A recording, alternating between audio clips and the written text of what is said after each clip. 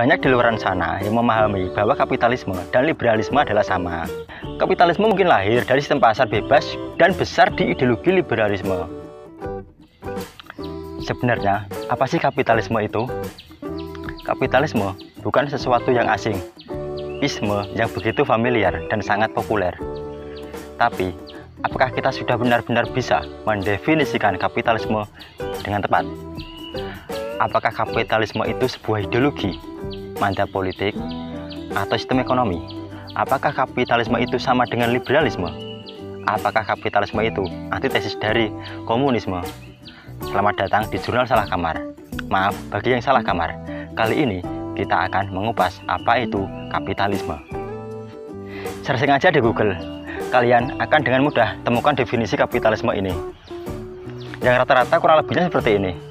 Kapitalisme itu adalah sistem ekonomi yang mana memberi kebebasan pada individu, pelaku bisnis atau swasta, dan minimnya intervensi dari negara, sehingga menggantungkan kegiatan ekonomi pada mekanisme pasar.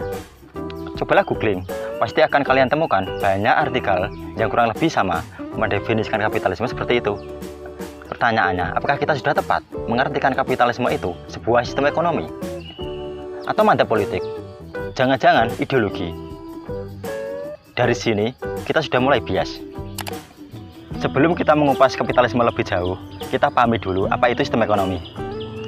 Menurut Corporate Finance Institute, sistem ekonomi atau sistem perekonomian adalah sistem yang digunakan oleh suatu negara, dalam tanda kutip, masyarakat atau pemerintah, untuk mengatur dan mengalokasikan atau mendistribusikan sumber daya, jasa, dan barang yang tersedia bagi kepada individu maupun organisasi di negara tersebut.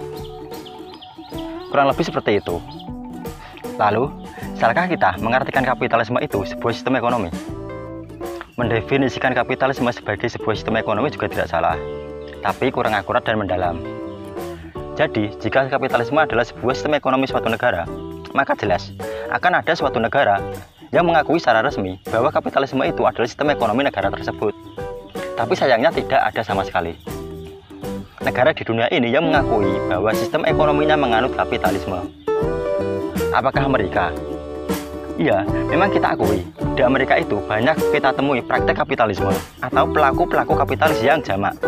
Tetapi, apakah negara mereka secara resmi menganut sistem ekonomi kapitalisme? Faktanya tidak.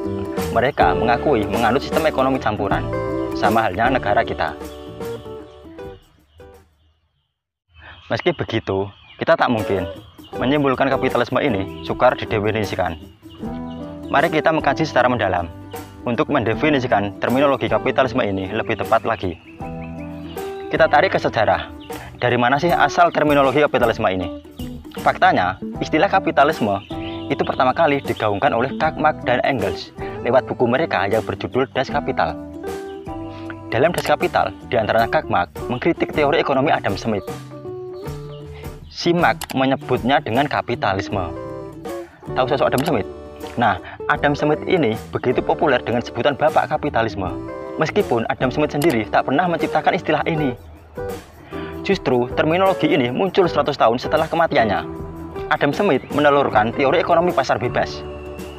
Pasar bebas inilah yang kelak menciptakan kesenjangan sosial dan terbentuknya kelas sosial, kaum borjuis, dan kelompok tertindas atau proletar. Kurang lebih seperti itu menurut Marx. Maka sistem inilah kelak dikritik Karl Marx 100 tahun kemudian. Mari kita dalami dulu teori ekonomi Adam Smith. Dalam bukunya The Wealth of Nations, dia berpendapat bahwa sebuah tangan tak terlihat dari pasar akan memandu masyarakat untuk bertindak dengan mengikuti kepentingan pribadi mereka sendiri yang dapat memberikan manfaat sosial. Mudahnya begini, satu-satunya cara menghasilkan uang dan peroleh barang atau jasa yang dibutuhkan adalah dengan melalui pertukaran secara sukarela. Sehingga satu-satunya cara untuk mendapatkan uang dari masyarakat adalah dengan memberikan apa yang mereka inginkan. Satunya peroleh uang, satunya peroleh barang atau jasa yang dibutuhkan. Lalu yang peroleh uang ini nantinya juga akan menukarkan dengan barang atau jasa yang dia perlukan. Saling bekerja, berkarya, memberi manfaat satu sama lain. Selanjutnya, dalam pasar itulah lahir kesepakatan bersama antara individu satu dengan individu lainnya. ada kesepakatan harga, ada permintaan, ada penawaran, maka campur tangan pemerintah harus diminimalisir. Tidak ada monopoli pemerintah yang mengatur penuh, biar pasar berjalan apa adanya. Hal ini biasa dikenal dengan laissez-faire, frasa dari bahasa Prancis yang artinya biarkan terjadi. Inilah gambaran sistem ekonomi Adam Smith yang mampu merubah Eropa dari feudalistik sampai monarki absolut menjadi demokratis dan liberal. Namun bagi Marx, pasar bebas inilah yang justru nantinya menciptakan kesenjangan sosial dan terbentuknya kelas sosial. Karl Marx mengkritik mode produksi yang dia sebut dengan kapitalisme dengan sistemnya, yang mana pemilik alat produksi, si pemodal atau kaum borjuis menguasai segalanya. Sedang para buruh tak lebih seperti sapi perah. Mereka tak memiliki power untuk menawarkan nilai. Mereka diberi upah sekecil mungkin agar para pemilik pabrik atau pemilik modal itu dapat keuntungan sebanyak-banyaknya. Gampangnya, jika para buruh itu menolak atau tidak sanggup bekerja, para kapitalis atau pemodal itu tinggal mencari buruh lainnya yang sanggup. Nah, Karl Marx ini mengkritik sistem pasar bebas yang telah menciptakan monster mode produksi yang namanya kapitalisme. Jadi, kapitalisme diartikan sebagai sistem ekonomi itu tidak salah, tapi kurang akurat. Sehingga dapat ditarik kesimpulan, kapitalisme adalah sebuah mode produksi yang bertujuan untuk meraih keuntungan sebesar-besarnya dengan biaya produksi sekecil-kecilnya. Minimalisasi biaya produksi dicapai dengan cara menekan upah pekerja. Seperti halnya Robert Gilpin dan Chris Jeng yang mendefinisikan kapitalisme demikian.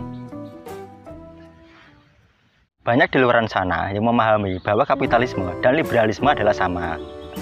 Sedangkan ditarik dari penjelasan tadi, antara liberalisme dan kapitalisme itu adalah dua hal yang terkait, namun sangat berbeda.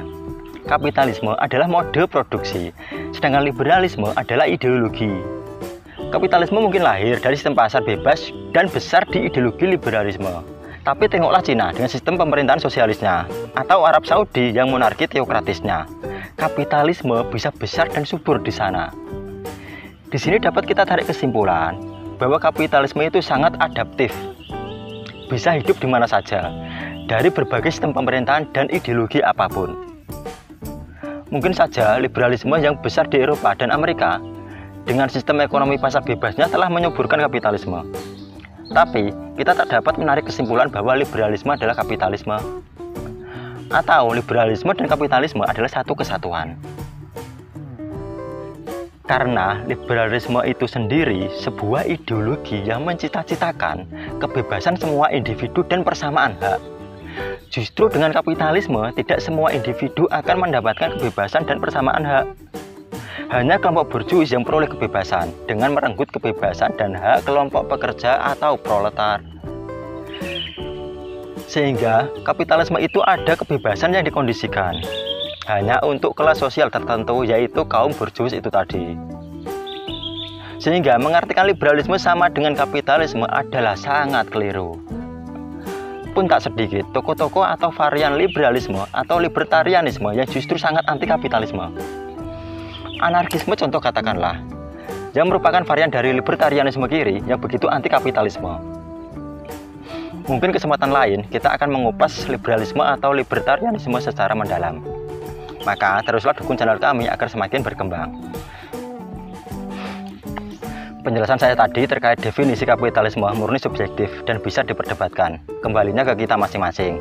Diskusikan di kolom komentar, koreksi jika ada yang salah. Saya Usul Pujiono, sampai jumpa.